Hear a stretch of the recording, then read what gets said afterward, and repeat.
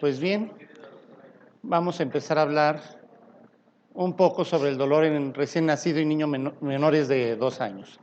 Empecemos, obviamente, por la definición de qué es dolor.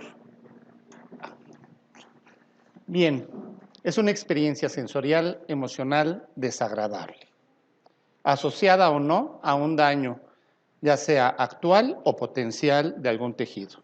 Eso es dolor. Es una definición muy clara que la JASP hizo hace muchos años, pero si nosotros la analizamos, obviamente, experiencia sensorial, se tiene que sentir esto y es desagradable. Son los dos principios para pensar en dolor. Y está asociado a un daño real o un daño potencial. O sea, puede ser que el daño apenas se está generando, no es visible a menos que viéramos por microscopía electrónica o viéramos bioquímicamente, etcétera, pero ya existe un daño. Los cambios que se presentan en el daño tisular termina con la percepción del dolor, son conocidos como nocicepción. Y la nocicepción consta de 4 procesos: transducción, transmisión, percepción y modulación. Si cualquiera de estos procesos no se lleva a cabo, no se realiza, pues obviamente la percepción del dolor no se va a llevar.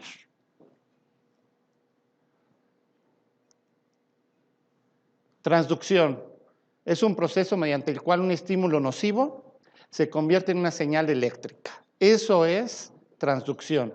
Y principalmente se lleva a cabo en las fibras A, que son poco mielinizadas, con una velocidad de 10 a 40 metros por segundo, transmiten primer impulso a la corteza cerebral, y también por las fibras C, amielínicas, que responden a estímulos mecánicos, químicos, térmicos, etcétera. Y estas van a transmitir todavía a una velocidad mucho más lenta. Estamos hablando unas 20 veces más lento, a 2 metros por segundo.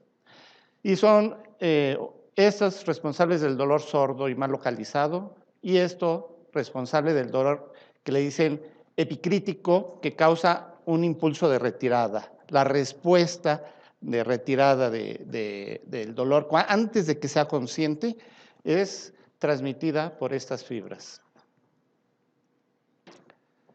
Muy bien, las fibras C pueden sensibilizarse y activarse espontáneamente.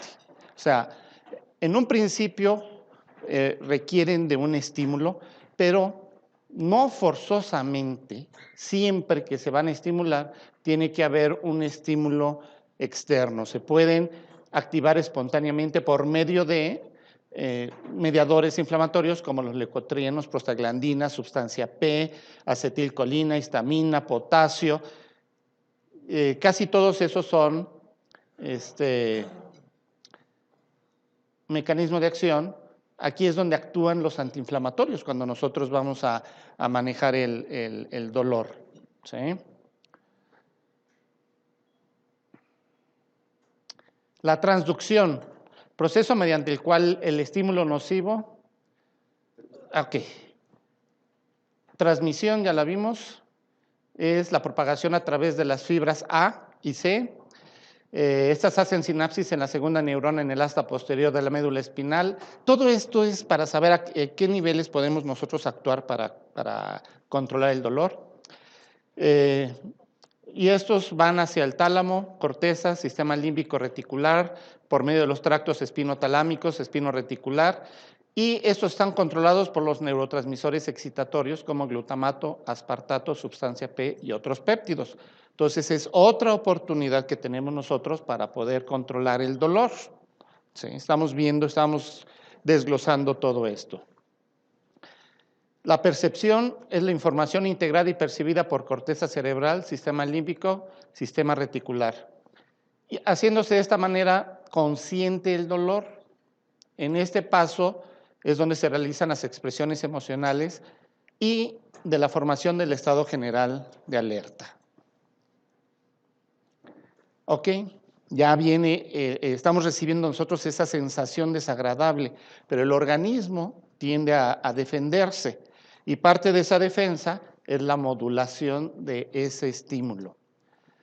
Se activan las vías descendentes inhibitorias y se encargan de que no se perpetúe el dolor, que no sea forever and ever el dolor, por medio de neurotransmisores inhibitorios como opioides endógenos, somatostatina. Este está agarrando mucho auge últimamente porque pues, actúa en muchas partes, no solamente es para que crezca la gente, sirve para reparar el organismo y muchas otras circunstancias. La serotonina, que es aquí donde actúan, pues, por ejemplo, algunos de los coanalgésicos, como los antidepresivos, etcétera, igual que la norepinefrina, este nivel de los receptores de norepi y de los GABAérgicos. Y estos van a modular la activación de las vías ascendentes. Todos estos procesos neurotransmisores pueden ser modificados para controlar el dolor. Las conexiones tálamo-corticales encargadas de la percepción están ya desarrolladas desde la 8ª semana de gestación. Entonces, con esto estamos reafirmando los mitos que dicen, al recién nacido no le duele. No, mentira. Sí le duele. Está ya formado anatómicamente, neuroendocrinamente para sentir el dolor. Tal vez no lo vaya a percibir igual que el adulto, porque también en la percepción del dolor entra lo que se llama la historia natural del dolor, todas las experiencias previas que hemos tenido nosotros, que obviamente nos van a ayudar a modular este dolor. Los tractos nerviosos espinales y la transmisión del impulso por las fibras A y C ya están completos desde el 2º trimestre del embarazo. Antes de nacer ya pueden percibir dolor.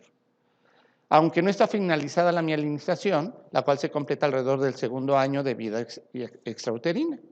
Por lo cual, al nacimiento el niño está listo para percibir dolor. Existen diferencias básicas en la neurofisiología, en la percepción de los niños. Los impulsos viajan por las vías ascendentes espinotalámicas, preferentemente por vías no mielinizadas. Obviamente esto hace que la percepción del dolor sea relativamente más tarde, que tarde un poquito más en percibir el dolor el niño con respecto a los niños mayores o a los adultos.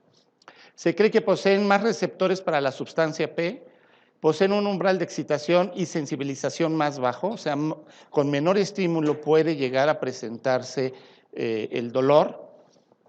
Mayor efecto central, los estímulos nociceptivos, sensación dolorosa más severa que en los adultos. O sea, contrario a lo que se creía antaño de que los niños no percibían, se está demostrando que perciben el dolor y posiblemente con una mayor intensidad en proporción que los adultos.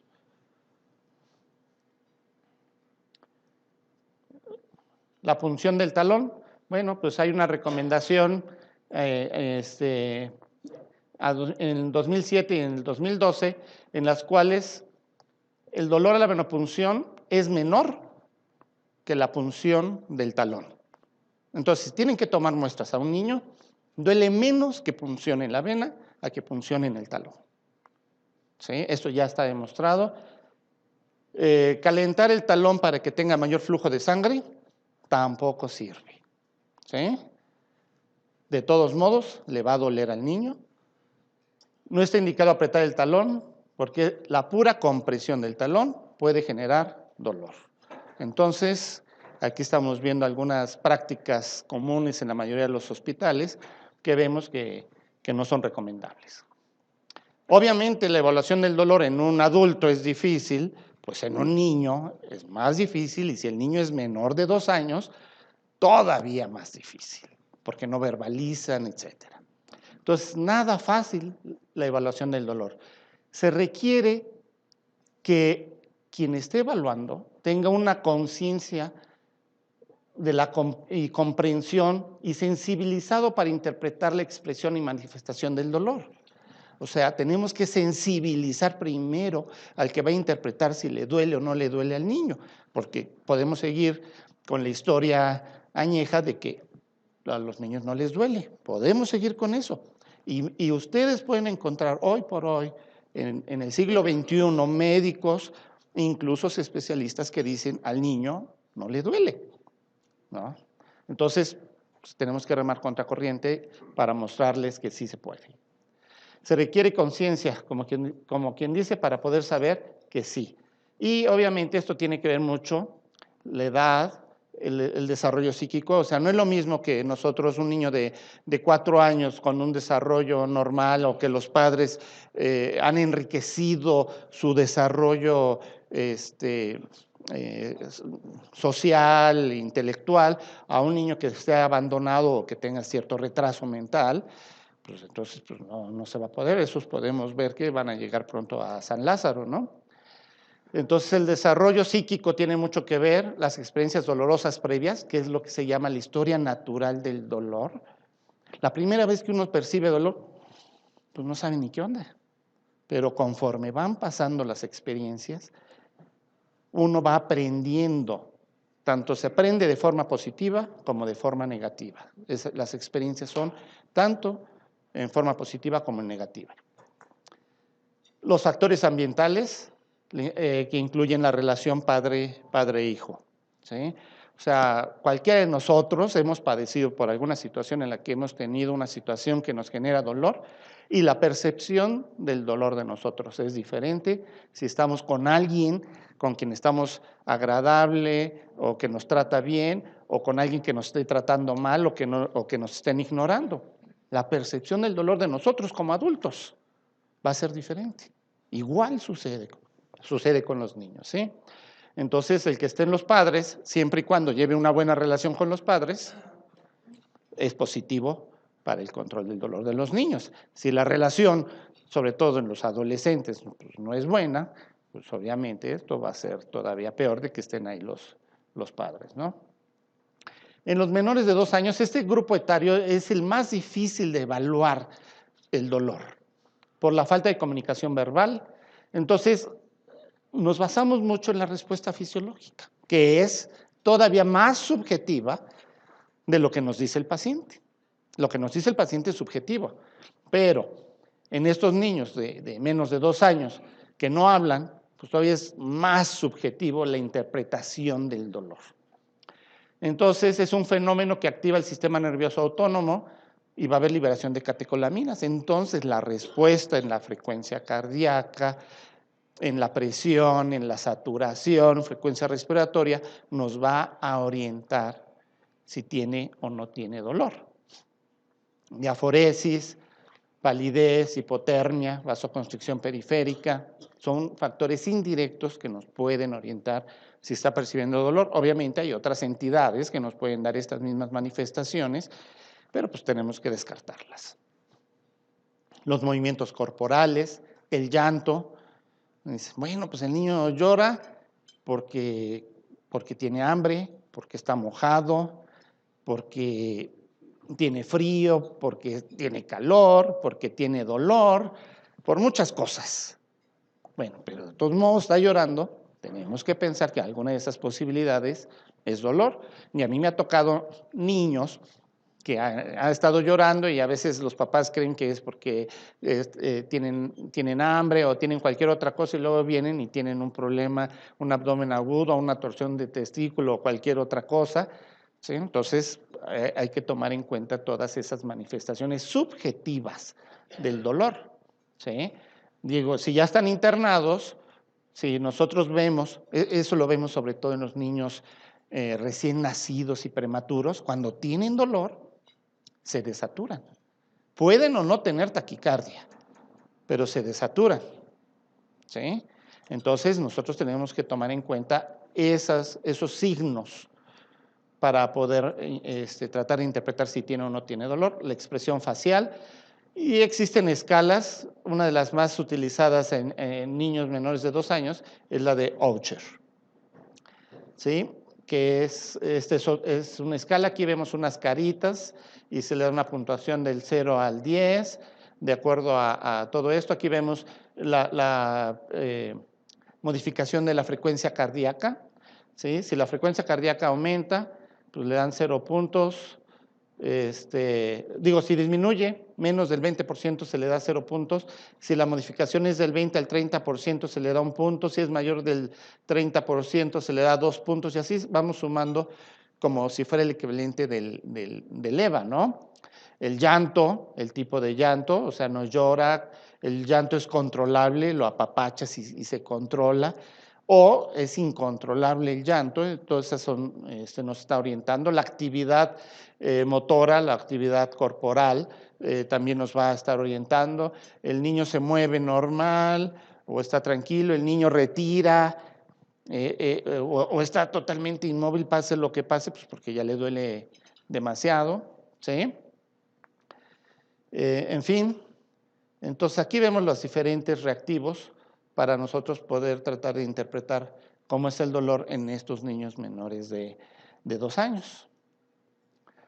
De 2 a 7 años, yo sé que esto es para niños menores de 2 años, pero ¿no vale la pena recordar un poquito también niños un poco mayores que también no se les maneja adecuadamente el dolor? Sí. Entonces, evaluar al paciente capaz de expresar verbalmente, o sea, aquí ya el paciente, muchos ya pueden decir, me duele, ¿sí? ¿Y dónde me duele? A partir de los 3 años ya pueden dibujar el sitio del dolor y se pueden establecer códigos cromáticos, poniéndonos de acuerdo con ellos, que si el rojo, el azul, el blanco o lo que sea, para tratar de interpretar la intensidad del dolor. Incluso ellos pueden dibujar en una figura humana donde les duele y poner los diferentes colores para poder interpretar la intensidad del dolor. Y obviamente, pues sí, la mayoría de ellos identifican mucho la escala de Aucher, que también tiene sus bemoles, porque si nosotros en una población rubia sacamos un niño moreno o sacamos uno hindú, todo eso también son sesgos para la interpretación del dolor, ¿sí?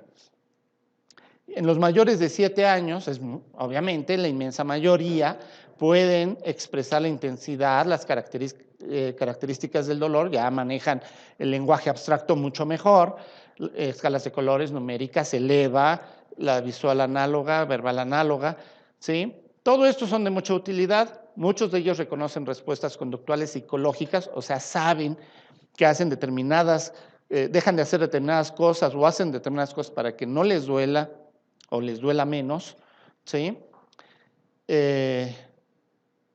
Y pues saben que hay algunas cuestiones que les producen aversión porque saben que eso les va a provocar dolor, como por ejemplo que los inyecten, ¿verdad? Ya nada más ven la jeringa y pues salen corriendo, pues ya lo saben, ¿no? En los adolescentes, posturas corporales, uno dice, es que es un adolescente, ese ya debería de ser fácil, pues no. No es fácil que un adolescente exprese el dolor y hay muchas circunstancias, los cambios emocionales, cambios psicológicos, la relación con los padres, quieren saber qué lugar ocupan en el mundo. Eso también hace que sea difícil la interpretación del dolor en los adolescentes. Posturas corporales, expresión facial, irritables. Uno cree que están irritables nada más porque son adolescentes, pero no, pues sabemos que un adolescente normalmente pone posturas corporales que nos desagradan, expresiones faciales que nos desagradan, están irritables, comportamiento social inaceptable, se deprimen.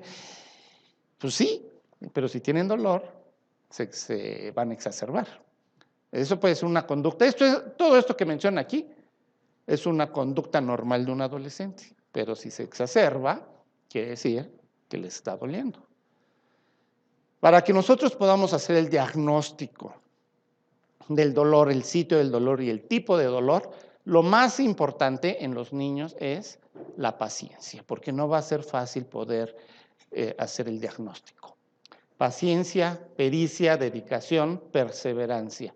Y obviamente conocimiento de las manifestaciones del dolor en todas las edades nos pueden ayudar a identificar y manejar adecuadamente el dolor.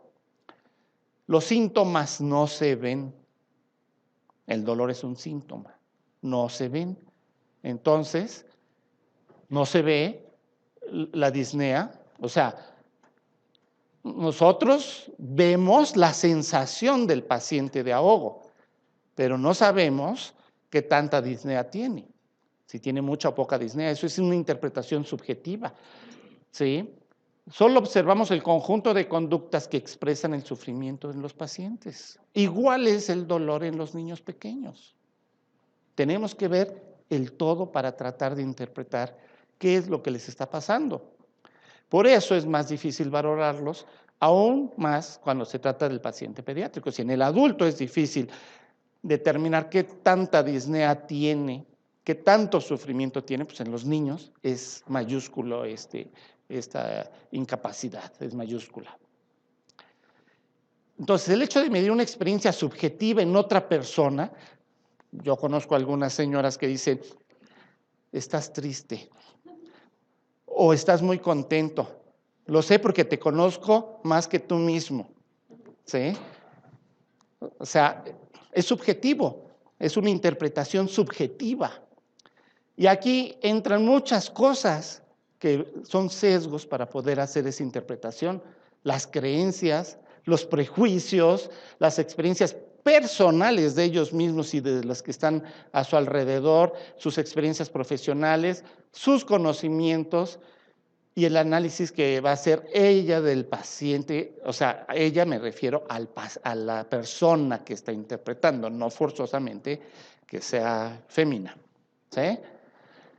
Todo esto va a intervenir en la interpretación de quien está investigando ese dolor.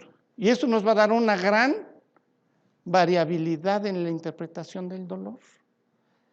En el momento que nos pongamos de acuerdo cómo vamos a interpretar el dolor, va a ser más fácil que nosotros podamos manejarlo, ¿sí? Entonces tenemos que ponernos de acuerdo cómo lo vamos a interpretar y tenemos que checárselo a todos los pacientes, ¿sí? Desmiéntame, doctor Portela, ¿sabemos a ciencia cierta la incidencia de dolor en recuperación? No, ni siquiera con los adultos, mucho menos va a suceder con los niños. Entonces todos nos tenemos que poner de acuerdo qué escalas, qué forma, en qué momento vamos a estar interpretando el dolor para saber cuál es la incidencia del dolor y de esa manera poder hacer las estrategias de nuestra institución para manejar el dolor. ¿Sí?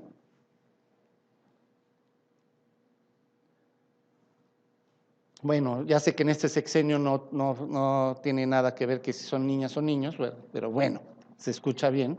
Tomando en cuenta que niñas y niños sufren dolor, náusea, disnea y muchos otros síntomas, vómito, etcétera, ¿sí?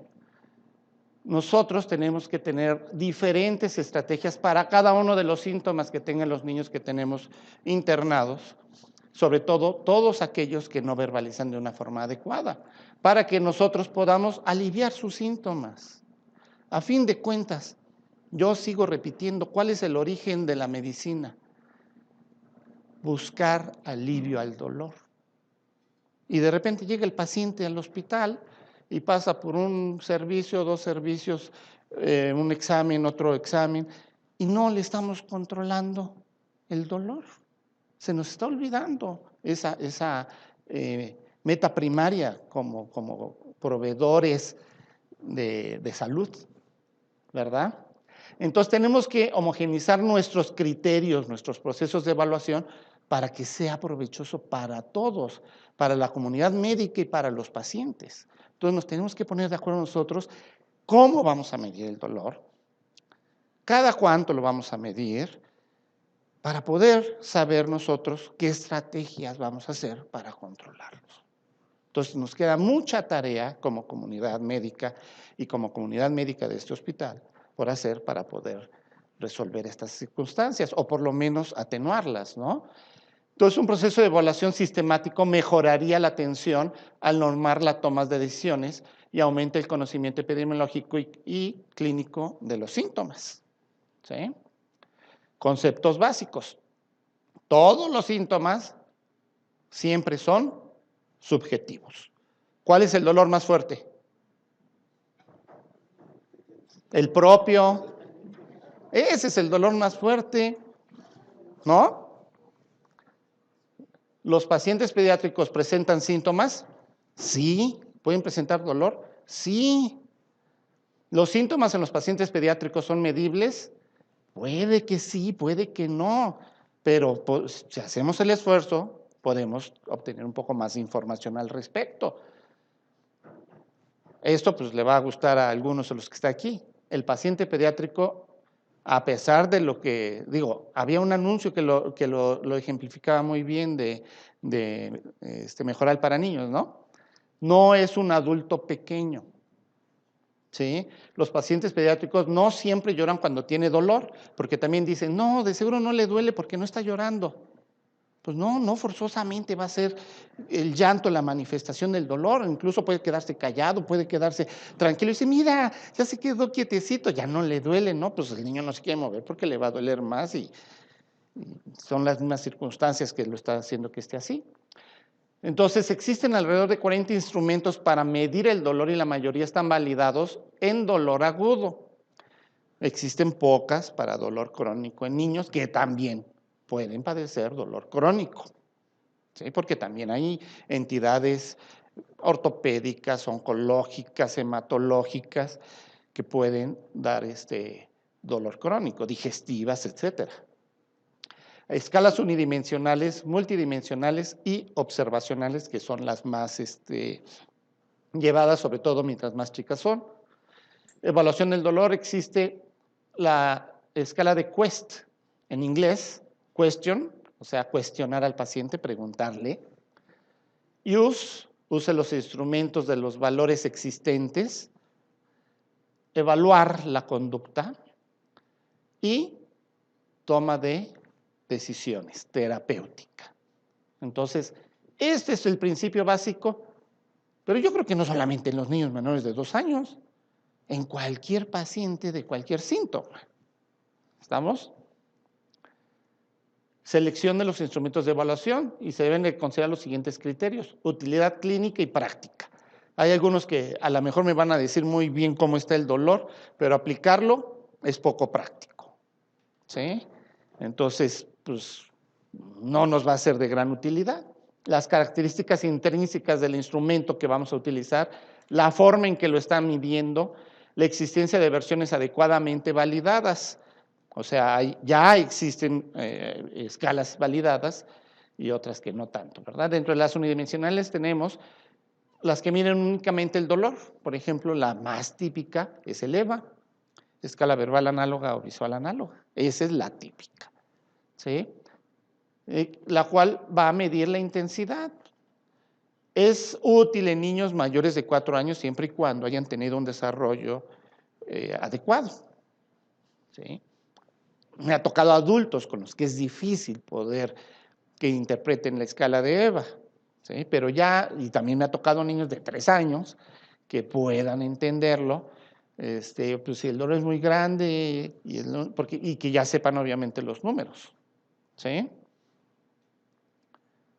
Entonces, la escala del EVA mide intensidad y va del 0 al 10. En niños menores de 10 años tiene una falla de hasta del 11%. O sea, 1 de cada 10 nos puede fallar la escala de EVA. Dentro de las multidimensionales tenemos la colorímetra, que es muy útil a partir de los 4 años y está validada en español.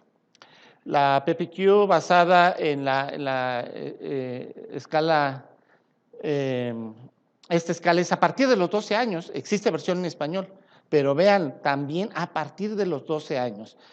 Adolescent Pediatric Pain Tool, esta mide localización, intensidad, cualidad, pero son grandes. Entonces, cuando alguien tiene el dolor, no va a tener la paciencia de llenar esos cuestionarios. Las observacionales útiles en menores de 3 años, básicamente parámetros fisiológicos, presión arterial, frecuencia, saturación, el cortisol plasmático, conductuales, que son todavía más inespecíficas que estas, ¿sí? Movimientos corporales, vocalización, llanto, capacidad de consolar. O sea, ¿tiene llanto el niño? ¿Lo podemos consolar o no? Eso también nos puede decir la intensidad del dolor, ¿sí? ¿Puede o no puede dormir? Que eso también obviamente en los adultos sucede. Y la actitud ante el entorno está amigable o está hostil ante el entorno, pues eso tiene mucho que ver con lo que está sintiendo. Los gestos faciales, que es la escala de Oucher, ¿no? Dentro de las observacionales tenemos, esta es canadiense, es la escala de Gustav Rossi, que es escala de dolor de niños, en otras palabras, y estas son las siglas. Y consta de 10 reactivos, y a cada reactivo le dan un valor de 0 a 4.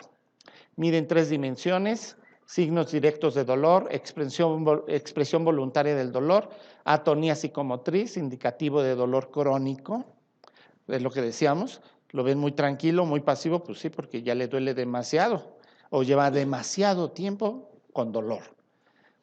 Validada en niños de 2 a 6 años de edad. Aunque esté validada en estos, pues nos puede orientar con niños menores. Y validada tanto para dolor agudo como para dolor crónico por cáncer. Esta escala también está validada para niños menores de 3 años, no verbales de 2 a 16 años, porque vamos, podemos encontrar niños con cierto retraso mental o cualquier otra circunstancia, o incluso que no sea de ese país y que no se puedan comunicar verbalmente, pero puede ayudar a ver. Y evalúa 2 conductas relacionadas al dolor persistente, la relación con el entorno y la capacidad para conciliar el sueño, entre otras cosas. No existe versión en español, ¿sí? Entonces aquí tenemos algunos ejemplos, ¿verdad? La escala PIPP, la NIPS, DAN, etcétera, aquí están. Y entonces aquí nos dice, para recién nacido, ¿cuáles nos sirven? Bueno, estas nos sirven para recién nacido. Flax, por ejemplo, no nos sirve ni para recién nacido, sino hasta los 3 meses de edad. Y aquí estamos viendo las diferentes utilidades de las escalas que tenemos, ¿sí? Y aquí están algunas escalas, como son los diferentes reactivos que tienen y el lugar que les estamos dando para sumar los puntos y de esa manera nosotros poder saber y tratar de interpretar el dolor que tengan. ¿Sí? Ok. De conductas, escalas de conductas para el dolor posoperatorio. Y aquí tenemos, estas están validadas y aquí vemos cómo se van a comportar de acuerdo a las diferentes, cómo vamos a tener la utilidad, la interpretación en las diferentes edades. Posiblemente vean Evendoll, es la que nos sirve para casi todos los grupos etarios de niños, ¿verdad? Hay otras que nada más nos sirven a partir del año de edad y otras que ya no nos son útiles a partir del año de edad.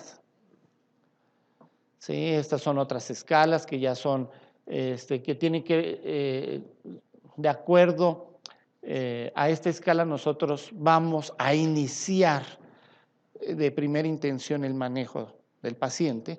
O sea, interpretamos que tiene un dolor intenso, bueno, pues no vamos a empezar nosotros con paracetamol o dándole el chupón con azúcar, pues vamos a utilizar otro tipo de analgésicos, ¿no?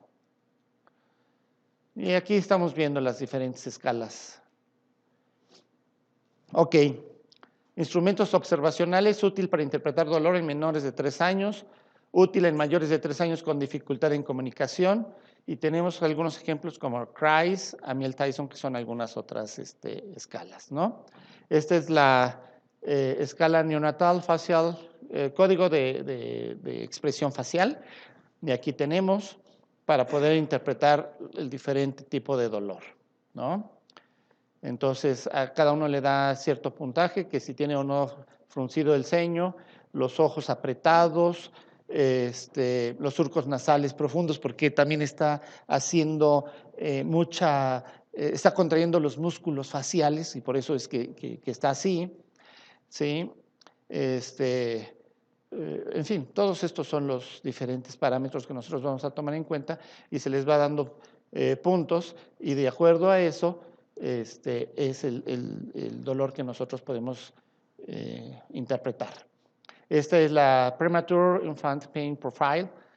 Está validada desde 1996 y bueno, aquí nos dice cómo vamos a interpretar de acuerdo a las diferentes edades gestacionales. No es lo mismo darle nosotros la interpretación de dolor en un niño a término que en un niño prematuro, que en un niño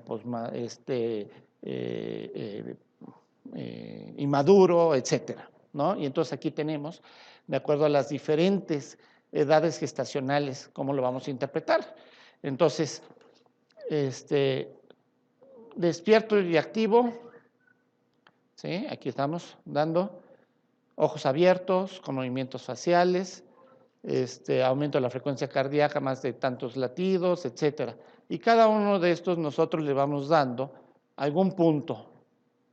Y de esa manera nosotros podemos interpretar dolor, no dolor o de leve de no dolor a leve, dolor moderado y dolor intenso, de acuerdo a cada uno de estos parámetros que nosotros tenemos.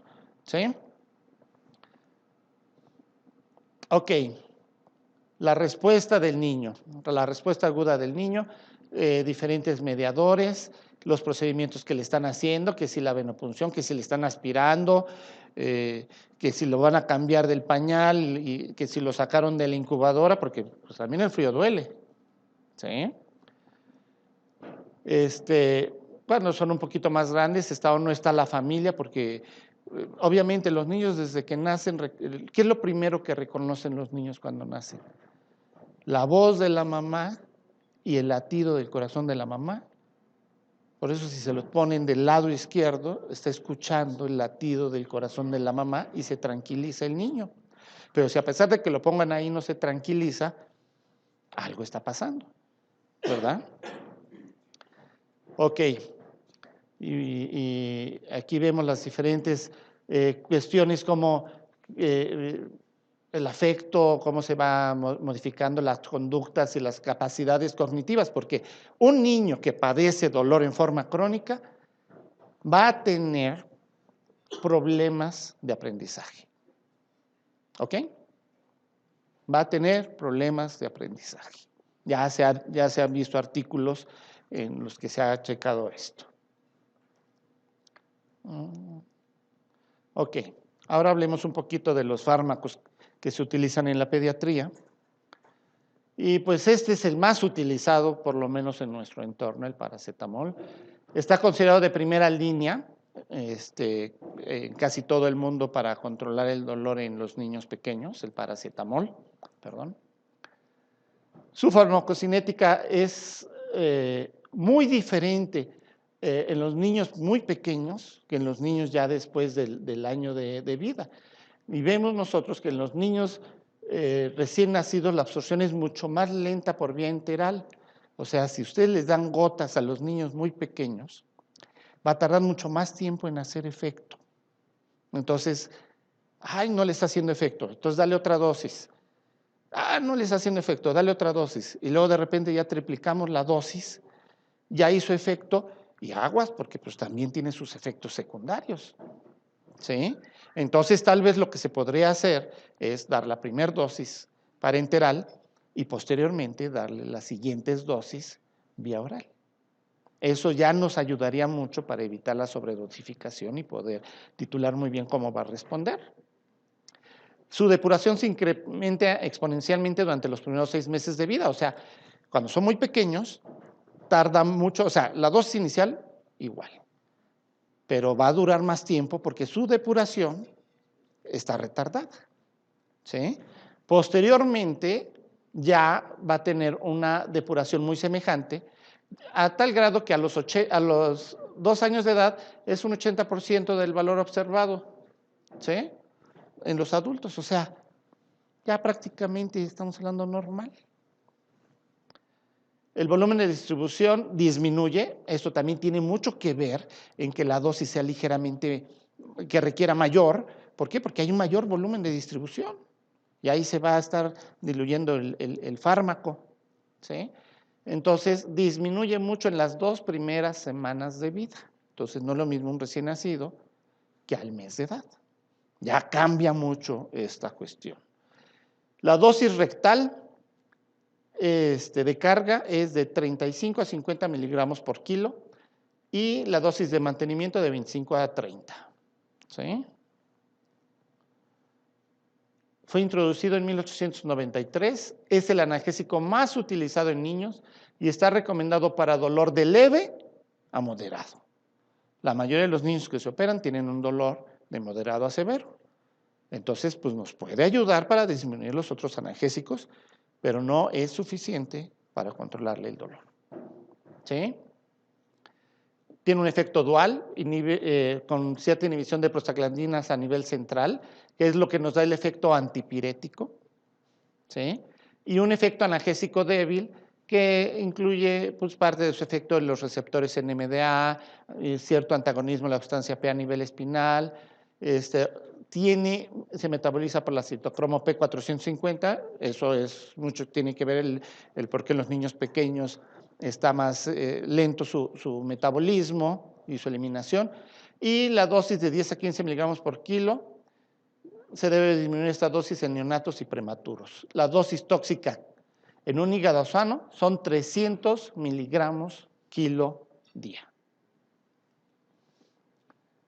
Dosis oral e intravenosa, recién nacidos de 28 a 32 semanas de edad postconcepcional, 40 miligramos kilo día. Recién nacidos que ya tengan más de 32 semanas que se formaron de gestación de la concepción, 60 miligramos kilo día. ¿Sí? Los lactantes, 75 miligramos kilo día.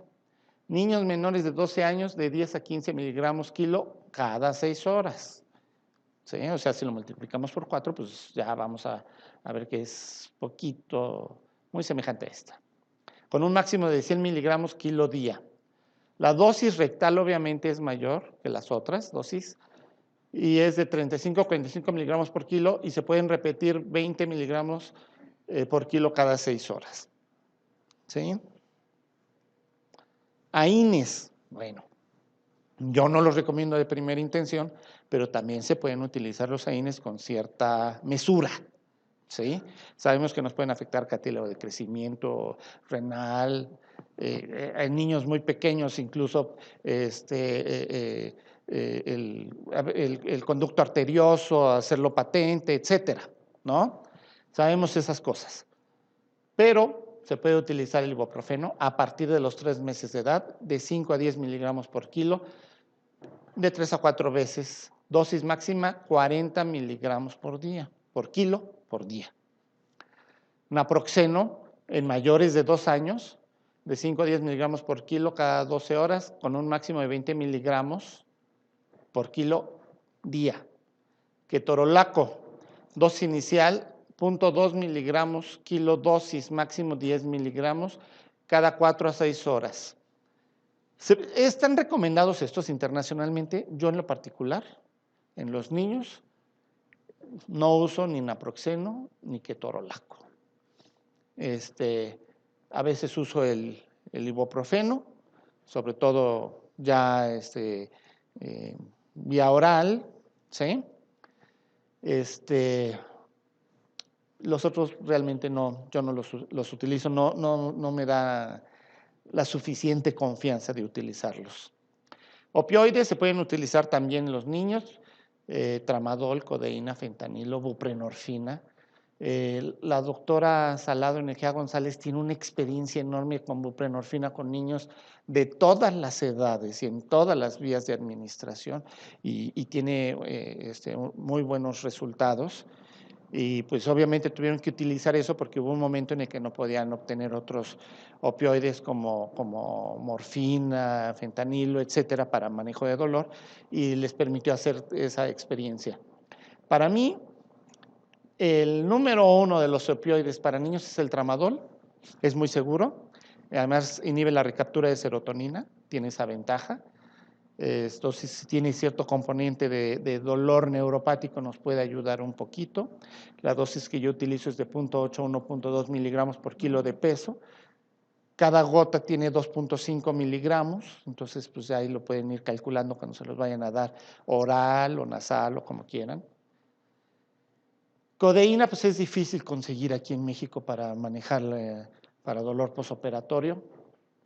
El fentanilo, bueno, sabemos nosotros en la UCIN, por ejemplo, los niños que están intubados, pues sí los tienen con infusiones de fentanilo, ¿verdad? Porque pues obviamente molesta el tubo y la ventilación, para que se dejen ventilar adecuadamente. Se puede utilizar también porque pues, es un proceso doloroso la intubación y mantenerlos con ventilación mecánica. Si lo hacemos con los adultos, ¿por qué no lo vamos a hacer con los niños? Y les estoy mencionando de la buprenorfina, que cada vez se va adquiriendo más experiencia. Entonces, es un analgésico con una actividad doble, opioide y no opioide. Su potencia analgésica es similar a la morfina, pero con efectos mucho menores de depresión respiratoria. La combinación con paracetamol produce una sinergia muy importante, lo cual hace que se disminuyan tanto las dosis de paracetamol como de tramadol. Entonces, pues puede ser una muy buena opción para dolor de moderado a grave, así como para posoperatorio. ¿Sí? Aquí están las dosis, de 0.2 hasta 2 miligramos recomiendan en la Sociedad Mexicana de Pediatría, ¿sí? Cada 6 a 8 horas, vía intravenosa de 0.2 a 2 miligramos, cada 6 a 8 horas cuando es intravenosa. Yo, en lo particular, manejo de 0.8 a 1.2 miligramos por kilo y la mayoría de las veces, la inmensa mayoría de las veces, es más que suficiente. La morfina es el opioide más utilizado y estudiado en todo el mundo occidental y no lo sé de otras partes porque no he estado en ningún hospital en China ni en la India, pero muy posiblemente también. Es recomendado por la Organización Mundial de la Salud para uso en pediatría. Su actividad es un agonista puro, principalmente en los receptores opioides. Se puede administrar por vía oral, subcutánea, intramuscular, intravenosa, epidural, intraespinal, rectal, inhalada, etcétera. ¿Sí? Que no le digan, que no le cuenten, etcétera. La administración parenteral puede ser por inyección, por infusión continua, intermitente. La dosis se ajusta de acuerdo a los requerimientos. Siempre, siempre, siempre tenemos que individualizar las dosis de todos los analgésicos y más de los opioides. ¿Sí? La farmacocinética en el recién nacido y en la primera infancia es diferente a los otros grupos etarios. ¿Sí? ¿Por qué? Porque la unión a proteínas es menor y su vida media, por lo tanto, también es mayor, su eliminación es más lenta. Entonces, pues no lo vamos a dar cada 6 horas o cada 8 horas, o si se los vamos a dar, le bajamos las dosis, ¿sí? Porque se va a tardar más tiempo en eliminar. Entonces, este grupo, obviamente, por esto es más susceptible de presentar efectos secundarios. Si un paciente es virgen a opioides, la dosis inicial a todos estos pacientes que nunca han estado expuestos a los opioides, si vamos a usar la formulación oral en los lactantes, es de 80 a 200 microgramos por kilo cada 4 horas. Niños de 1 a 2 años, de 200 a 400 microgramos cada 4 horas. Vean cómo se baja la dosis, cómo es mucho menor la dosis que en los niños de mayor edad. ¿Sí? Entonces, vemos en los lactantes es mucho más baja, y ya en los niños, en los preescolares y en los escolares ya es muy semejante las dosis, ¿sí? Y una dosis inicial máxima de 5 miligramos. El fentanilo es un opioide sintético, agonista mu, puro, inicio de acción rápida, menos de 1 minuto, duración breve de 30 a 45 minutos en adultos. Es de 50 a 100 veces más potente que la morfina y es útil en procedimientos cortos. Puede servir para dolor crónico también, pero primero tenemos que titularlo. ¿Sí? Ahora, no existen dispositivos para niños muy pequeños. Entonces, los niños recién nacidos, si requieren de fentanilo, se les pone en una infusión continua. Y obviamente lo tienen intubado. ¿Sí? La dosis inicial, aquellos que nunca han estado expuestos a opioides, porque, ojo, puede haber un recién nacido que ya estuvo expuesto a opioides, porque la madre consume opioides. Entonces, por eso se hace aquí la aclaración.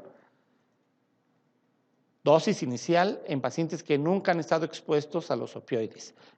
En un recién nacido o lactante de 1 a 2 microgramos por kilo por dosis, en 3 a 5 minutos y se repite cada 2 a 4 horas para ver, estamos titulando la respuesta. ¿Sí? En los niños ya más grandes, de 1 a 2 microgramos por dosis y se repite cada 30 a 60 minutos, titulando, para ver cómo va respondiendo y en todo se puede hacer infusiones continuas, ¿verdad? Aquí están las diferentes dosis según los grupos etuarios y se van incrementando gradualmente. Yo lo voy incrementando un 20-25% para ir titulando cuáles son los requerimientos del paciente. La buprenorfina es un opioide semisintético, agonista parcial. Administración puede ser intravenosa, subcutáneo, sublingual, transdérmica. Se metaboliza en el hígado, se excreta por heces, orina, bilis, y es 30 veces más potente que la morfina. La dosis en el recién nacido es de recién nacido a menos de 50 kilos, de 1 a 2 microgramos kilodosis en administración lenta cada 8 horas. Estamos titulando. ¿Sí? En bolos, no administrar más de 2 microgramos por kilo por dosis. Se pretende utilizar, si yo quiero dar 3 microgramos por kilo, bueno, entonces lo tengo que poner en una infusión. No lo voy a poner en bolo. ¿Sí? Y voy a sumar las 3 dosis, o sea, a 9 microgramos por kilo día, y se lo voy a poner en una infusión continua. ¿Sí? Con una dosis tope de 18 microgramos kilo día. Principios básicos en la utilización de opioides. En menores de 6 meses disminuir la dosis entre un 25 y 50%. Menores de 3 meses, además de disminuir el 25 al 50% la dosis sugeridas, vamos a duplicar o triplicar el intervalo. ¿Qué quiere decir? En lugar de que sea cada 4 o 6 horas, va a ser cada 8 o cada 12 horas. ¿Estamos? Pacientes con insuficiencia renal, disminuir la dosis de morfina de un 25 a un 50% o, en su defecto, utilizar fentanilo. ¿Sí? En insuficiencia hepática, no usar metadona, alfentanilo ni sulfentanilo. ¿Estamos? Pacientes con escasa reserva respiratoria, disminuir dosis y titular cuidadosamente. La administración intravenosa tiene que ser entre 15 y 30 minutos. Las modificaciones de las dosis sucesivas es de un 25 a un 50% de la última dosis, ya sea que aumente o que disminuye. Porque si tengo demasiada sedación, pues disminuyo la dosis en la siguiente. Medicamentos sedantes, antidepresivos, benzodiazepinas, tiopental, inhibidores de la monoaminoxidasa, van a potencializar el efecto de depresión respiratoria. Entonces hay que tener mucho cuidado qué otros fármacos le están dando a estos niños. La asociación de opioides intravenosos e intrathecales obviamente va a favorecer la depresión respiratoria. Tan solo la morfina intrathecal nos puede dar una depresión respiratoria que se vea muchas horas después, igual el fentanilo cuando es menos que la morfina, pero si es intrathecal nos puede dar depresión mucho tiempo después. La morfina se dice que hasta 12 horas después de que la pusiste intrathecal te puede dar la depresión respiratoria. Sí. ¿Qué más? El dolor agudo, la tolerancia a los opioides es mayor en lactantes y en preescolares. ¿Ok? O sea, la tolerancia a los opioides es mayor en lactantes y preescolares. Al contrario de lo que creen. ¿Sí? Por tal motivo, la disminución de opioides debe ser en magnitud de un 20 a 40% cada 6 a 12 horas hasta lograr la eliminación total de los opioides cuando yo quiera ya destetar al paciente. Esta es la manera en que yo voy a destetar al paciente para tratar de evitar abstinencia. Y aquí están algunas dosis de los diferentes analgésicos, como si los quieren ahí como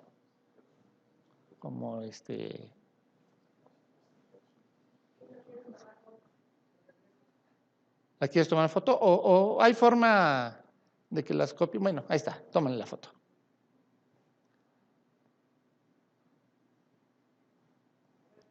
Las órdenes. Ok. Adyuvantes. Aún no está fundamentado el uso de adyuvantes en recién nacidos. ¿Sí? Amitriptilina es un antidepresivo tricíclico. Indicaciones ayudante en dolor neuropático. Y estas son las dosis de 0.3 miligramos por kilo por día, obviamente. todavía no está autorizado por la OMS y eso, pero ya existen algunos trabajos que ya se empiezan a utilizar estos fármacos, ¿sí? La gabapentina, que es un anticonvulsivante, también se va a utilizar en dolor neuropático, dosis de 10 a 30 miligramos por kilo dividido en 3 dosis, o sea, estamos hablando de 3 a 10 miligramos kilodosis. Esteroides están indicados en el incremento de la presión intracraniana, compresión nerviosa, compresión medular, masas tumorales. Podemos utilizar la dexametasona, es la más utilizada, de 2.5 a 10 miligramos por metro cuadrado de superficie corporal por día, dividido en de 2 a 4 dosis, ¿sí? Dosis máxima al día, 20 miligramos. Toxicidad, la mayoría de la toxicidad es traspolado de los estudios realizados en animales. La exposición a anestésicos y analgésicos en pacientes muy pequeños podrían provocar cambios estructurales en el cerebro y repercutir en cambios conductuales y cognitivos a corto plazo, ¿sí? Podrían estar relacionados con su patología de base y no solamente los efectos de los fármacos. O sea, a lo mejor el niño pues tuvo su hipoxemia porque tiene su cardiopatía o membrana hialina o lo que haya sido, y eso también nos va a dar cambios. Pero si nosotros le agregamos dosis, megadosis de fármacos, de todos los fármacos, pues obviamente nos va a repercutir, ¿sí? La exposición al dolor, sin embargo, en contraparte, ok, no le voy a poner demasiados analgésicos porque voy a alterar muchas cosas del niño. Pero si el niño tiene dolor y lo manejo en forma inadecuada, también puede generar problemas de hiperalgesia y conductuales por el resto de su vida. ¿Ok? Entonces, tanto peca el que mata a la vaca como el que le agarra la pata. Entonces nosotros manejemos o no manejar el dolor, lo tenemos que hacer de una forma racional, porque si no le doy analgésicos, lo estoy dañando, y si le doy analgésicos de una manera inapropiada, también lo estoy dañando. Sin embargo, en la actualidad aún no tenemos idea del riesgo potencial al que están expuestos los pacientes pediátricos, principalmente los que están desarrollándose apenas. El ser humano todavía no se termina de desarrollar, o sea, nace un becerro y se para el mismo día que nació, ¿sí? Porque si no, pues se lo comen. O sea, ¿y a qué edad camina el niño? Al año de edad. Es el equivalente al primer día del becerro, ¿sí me explico? O sea, el desarrollo del cerebro todavía va a ser hasta los 4 años, si no me equivoco, ¿sí? Entonces, todavía no termina su desarrollo y por lo tanto no manejar el dolor, como por los efectos secundarios de los fármacos, nos va a afectar el crecimiento y desarrollo del cerebro. Por ejemplo, la exposición a dulces con licor del regaliz, el edulcorante y estabilizador, producen aumento en la concentración de glucocorticoides maternos, ¿sí? O sea, la mamá toma regaliz y la leche le está pasando mayores cantidades de glucocorticoides al niño, que nos pueden dar un déficit en el aprendizaje y memoria del niño, ¿sí? Así como el incremento de conductas ansiosas se asocia a incremento en déficit de atención y trastornos de hiperactividad. Analgesia multimodal. La anestesia regional nos va a ayudar mucho a disminuir los analgésicos opioides y no opioides que vamos a estar utilizando nosotros. El bloqueo peniano, por ejemplo, el hilo inguinal, el hipogástrico, el bloqueo TAP. Digo, muchos de estos no duran mucho, pero nos pueden servir de todos modos a disminuir la exposición. La infiltración del lecho periamigdalino, bloqueo del nervio auricular mayor, subaracnoideo, peridural, ya sea continua, única, ya sea caudal o algún otro nivel. La infiltración local también nos puede ayudar mucho. Los AINES se recomiendan en mayores de 1.5 años de edad. Antes de eso, pues, utilizaremos el paracetamol. Y pues también tenemos por ahí el metamizol. Y para poder manejar esto, volvemos a lo mismo. Hay que tener paciencia, pericia, dedicación y perseverancia. Conocimiento de las manifestaciones del dolor en todas las edades nos ayudará a identificar y manejar adecuadamente el dolor. Muchas gracias. Y vean lo que dice ahí. Dios hizo al anestesiólogo para que los cirujanos también tengan un superhéroe.